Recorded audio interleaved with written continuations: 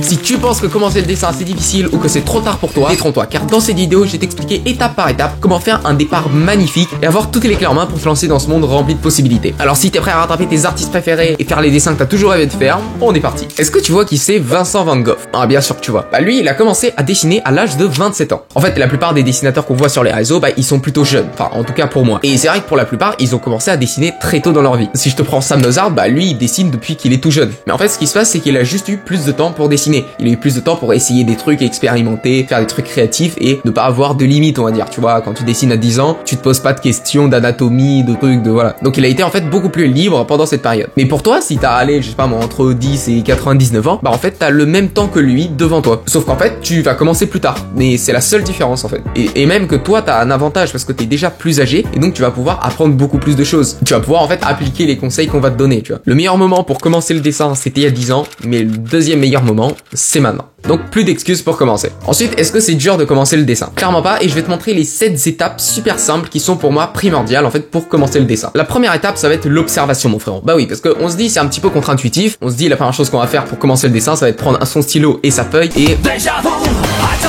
Parce que toi en fait quand tu vas dessiner à partir de ce que tu vois. Voilà, si t'as jamais vu un corps humain, bon bah ça va être difficile de dessiner un corps humain. Et toi ce que tu veux c'est dessiner ce que tu vois, c'est pas ce que tu penses voir en fait. Si tu veux par exemple dessiner une baleine, on voit tous à peu près à quoi ça ressemble une baleine. Sauf que si t'en as jamais dessiné, sauf que si t'as jamais observé vraiment précisément à quoi ressemble une baleine, bah tu vas faire un truc qui ressemble pas tellement à une baleine, tu vois, ça va plus ressembler à un requin ou un poisson, bref voilà. L'observation ça va être en fait de prendre n'importe quoi que tu vois, que ce soit sur Pinterest, sur bref on en reparlera, c'est de prendre tout ce que tu vois et de le transformer en forme simple, on va dire en volume simple et de voir en fait à quoi il ressemble. C'est d'observer un peu plus tous les jours, voilà. Et ça te fera un big avantage sur les autres parce que on est d'accord que quand on veut commencer le dessin, bah comme j'ai déjà dit, on se met directement dans le dessin et on dessine. Sauf que en fait observer et prendre le temps d'observer tout ce qu'il y a autour, bah c'est hyper utile en fait. Et tu verras qu'ensuite lorsque tu voudras dessiner, ça va être pour toi beaucoup plus simple de simplifier les objets, de comprendre comment ils marchent, etc. Et ça va être super important parce que tu vas pas juste dessiner le superficiel, tu vas pas juste dessiner ce qu'il y a à l'extérieur, mais tu vas aussi comprendre à l'intérieur ce qui se passe. Et ça mec, ça va donner un avantage mais de fou. Ok, deuxième étape, ça va être les références. Donc cette fois-ci, on va dessiner un petit peu. Donc tu vas ouvrir ton ordi. Bon, si t'as pas d'ordi, ta tablette. Si t'as pas de tablette, ton téléphone, voilà. Ça marche une télé? Et tu vas installer l'application Pinterest.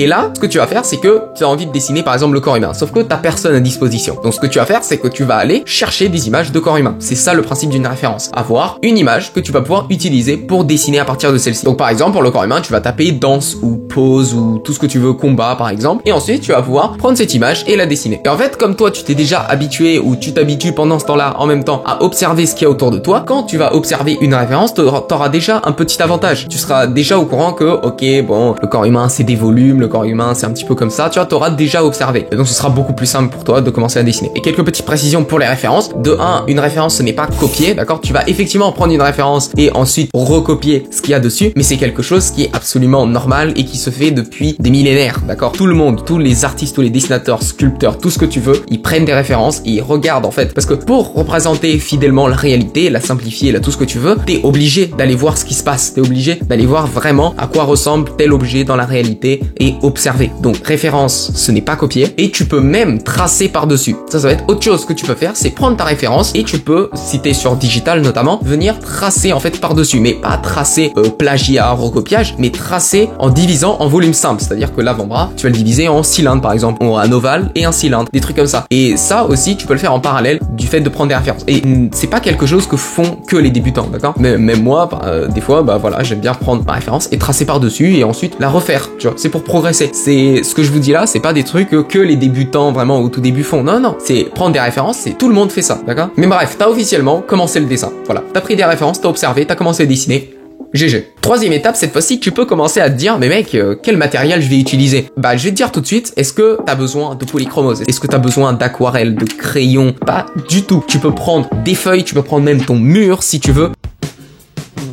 Tu peux prendre juste un crayon, un stylo, c'est assez pour commencer le dessin. C'est vraiment, c'est pas comme si le dessin c'était du saut en parachute, tu vois, où t'as besoin d'un minimum de matériel. Non, le dessin c'est un truc que tout le monde peut commencer, d'accord? Et si t'as pas de feuilles chez toi, comme je t'ai dit, tu prends ton mur. Donc le dessin, il n'y a pas besoin de matériel ultra cher, de je sais pas quoi, ça revient vraiment à presque rien. Le seul truc que je pourrais te dire, c'est prendre une gomme de qualité. Ça, je te dis quand même, c'est plutôt sympa parce que quand t'as une gomme, d'accord, que quand t'essayes de gommer le truc, ça racle ta feuille et ta feuille elle se déchire, c'est pas super. Donc moi je te conseille les gommes noires de chez Rougi et Play, pas de sponsorisation, mais elles sont vraiment super sympas. Elles sont, je crois, à 3 € et c'est une gomme qui te tient des années, enfin ça dépend de combien de temps tu dessines, mais et elle est vraiment super sympa, elle gomme giga bien. Donc voilà, t'as pas d'excuse pour commencer le dessin, c'est chill. Maintenant, étape numéro 4, ça va être de te faire une petite routine. Donc tu peux te faire une petite routine journalière, par exemple, où tu dessines 10 minutes par jour. Alors ça peut paraître très peu, mais il faut se dire qu'il faut pas commencer à dessiner 2 heures par jour directement, si c'est pas quelque chose qui te fait extrêmement plaisir, tu vois, c'est-à-dire que t'aimes bien le dessin, ok, t'as envie de commencer, mais peut-être que dessiner 2 heures d'affilée, je comprends que c'est difficile. Donc mieux vaut, voilà, commencer par un temps plutôt court, 10 minutes, tu vois, c'est surtout pour tenir sur le long terme. Surtout ça, on veut pas se griller au bout d'une semaine, tu vois, et ensuite se dégoûter du dessin. Non, nous on veut tenir sur le long terme, donc si tu veux commencer par 10 minutes, 20 minutes, 30 minutes, tu fais en fonction de toi, mais tu te fais une petite routine comme ça, journalière, où tu te poses sur ta table, voilà, et tu dessines, tu prends ton stylo, ta feuille, et tu dessines, tout simplement. Et surtout, en fait, si tu veux apprendre au plus vite, le fait de dessiner 2 heures intensément, mais ensuite de faire une pause de 3-4 jours, c'est pas forcément le truc que ton cerveau va mieux retenir, parce que ton cerveau, il retient la nuit. Donc si tu fais plusieurs séances séparées 7 fois par semaine, tu vas te rendre compte que ton cerveau, en fait, il a appris 7 fois, en fait, pendant la semaine, plutôt que une fois en début de semaine. Il a appris pas mal de trucs, mais ensuite, pendant toute la semaine, il a pas appris grand chose en dessin. Enfin, je suis pas neuroscientifique, mais de ce que j'ai pu comprendre de tout ça, ton cerveau, il apprend beaucoup plus la nuit, donc c'est beaucoup mieux de faire des petites séances séparées, comme ça. Enfin, je dis petites, mais ça dépend de chacun. Donc après, tu choisis ton temps, c'est en fonction de ton emploi du temps, de tes cours, de tout ce que tu veux, voilà, de tout ce que tu fais à côté. Donc en fait, fixe-toi une petite routine, voilà, qui te fait plaisir, qui n'est pas une entrave à ta créativité, voilà. Si tu veux un jour dessiner pendant 3 heures, mec, vas-y, dessine pendant 3 heures, on s'en fout de la routine, tu vois ce que je veux dire. La routine, c'est juste là pour t'assurer que chaque semaine, on va dire, allez, si tu rates des jours, il y a pas de problème, mais voilà, que chaque semaine, t'as dessiné un petit peu, tu vois, t'as dessiné, parce que quitte à commencer le dessin, quand même, quitte à le continuer, tu vois ce que je veux dire, et se faire plaisir en dessinant. L'étape numéro 5, ça va être à commencer à étudier un petit peu de théorie. Alors, avant que tu partes, hein, la théorie, c'est pas ce que tu penses, des trucs farfelus, il va falloir que t'achètes des bouquins et tout. Non, t'as tout ce qu'il te faut sur YouTube. Donc, à côté de ta petite routine, à côté du fait que tu dessines, tu vas pouvoir commencer tout simplement à regarder des vidéos. Voilà, c'est ça la théorie. C'est pas acheter des bouquins, passer temps dessus et tout ça. Ça, je te laisse le faire plus tard. Non, là, tu vas regarder des vidéos. Ça s'appelle, c'est de la théorie. Voilà. Donc moi, je te conseille notamment la chaîne Proco, qui est la chaîne, on va dire, de référence. Je veux dire, elle est giga connue. Il y a absolument tout. C'est super complet. Littéralement, le truc, il y a des années et des années d'expérience dans cette chaîne YouTube et dans plein d'autres chaînes YouTube. Et t'as tout ça gratuitement sur YouTube. Tu te poses, voilà, et t'apprends pendant que tu dessines. Par exemple, t'écoutes une vidéo où tu te concentres dessus. Mais vraiment, il y a une valeur ajoutée dans cette vidéo qui est dingue. Et je te conseille aussi Marc Brunet. Voilà, lui aussi a énormément de qualité sur sa chaîne. Ensuite, il y a plein d'autres YouTubeurs aux États-Unis qui font ça. En France, il y en a quand même. En vrai, avec Marc Brunet et Proco, je te dis, en 3 mois, si tu regardes ces vidéos, t'appliques en fait surtout, parce que c'est surtout ça le truc, c'est que tu regardes les vidéos de théorie et ensuite t'appliques la théorie sur tes dessins. Tu vois, c'est surtout ça le truc. Donc si tu fais ça pendant 3 mois, je te dis, t'as plus appris qu'en 3 années d'école d'art. Donc je sais que ça cher peut-être un peu, mais t'as appris énormément de trucs et c'est pas forcément un truc difficile à faire. Tu vois, regarder une vidéo YouTube, en plus, d'habitude elles sont bien montées, c'est fun et tout. Non, vraiment fonce, y a pas d'excuse. Et en France, je peux que te conseiller tout ce qui est Tini, Manro, Julien Corbeau. J'en oublie certainement, il y en a d'autres. Je te mets plusieurs chaînes, voilà, en description. Je te mets toutes les chaînes dont je te parle en description et vraiment je te conseille d'aller les voir parce que ça va vraiment beaucoup t'aider. Ok, étape numéro 6 maintenant, ça va être les studies. Donc là, t'as commencé, voilà, à dessiner, là t'as ta petite routine, t'as commencé à te renseigner et tout. Là vraiment, voilà, tu commences, t'es bien là, tu vois. On avait dit, est-ce que c'est compliqué le dessin? Non, le dessin c'est ça. Voilà, y a pas plus. Et donc là, l'étape numéro 6, ça va être le study. Le study, ça va être tu vas voir, il y a beaucoup de similitudes avec ce qu'on a dit avant. Tu vas prendre une référence. Première étape, tu vas tracer par-dessus. Voilà, ça peut être la première étape, ou alors la première étape, ça va être de juste dessiner à côté. Dès que t'as fait ça, très bien. Ensuite, tu vas cacher ta référence, tu vas cacher ton dessin ou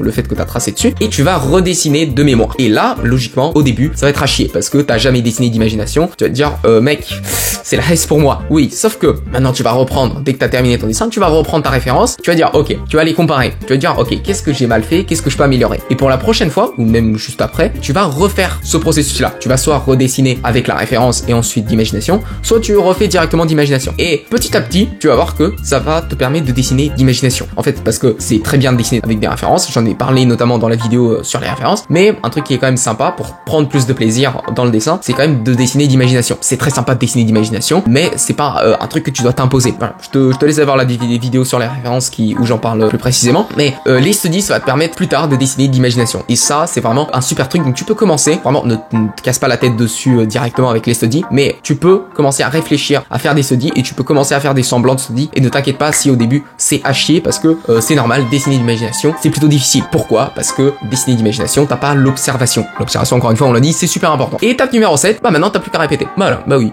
prendre des références, dessiner, avoir une petite routine, avoir des objectifs, voilà, on va dire, tu peux te mettre des objectifs, même si les objectifs objectifs en dessin, c'est assez compliqué, mais par exemple, faut que ce soit des trucs qui sont vraiment concrets et atteignables, et notamment des petits objectifs. Donc tu te mets par exemple savoir dessiner tel personnage dans telle pose, mais exactement comme tu l'imagines, tu vois. Ça c'est un objectif, tu vois. Et ensuite tu te fixes des petits objectifs, tu vois, un par semaine par exemple. Et t'as plus qu'à répéter ça, t'as plus qu'à répéter ce que je t'ai dit, prendre des références, regarder un peu de théorie quand même, t'y intéresser, te faire ta petite routine, faire du study de temps en temps, et bah mec, voilà, c'est tout. Y a rien de plus. Enfin, effectivement, il y a toutes les informations que tu vas pouvoir amasser en regardant des vidéos, et ensuite t'as toutes les optimisations, on va dire, que tu pourras prendre dans tes vidéos. En fait, dans les vidéos que tu vas regarder, tu vas pouvoir améliorer tout ce que tu fais. Mais ça, en fait, c'est la base, c'est 70% le plus important en fait en dessin. J'ai chez à toi, tu viens de commencer le dessin, et maintenant, si t'appliques tout ça, bah mec, y a pas de raison pour que tu ne continues pas, y a pas de raison pour que un jour, bah tu n'atteignes pas ton niveau de dessin que tu veux. Voilà. Maintenant, je te laisse aller voir les vidéos, je te laisse aller commencer à dessiner, observer un petit peu ce qu'il y a autour de toi, et je te souhaite bon courage dans ton aventure. Allez mes amis, ciao!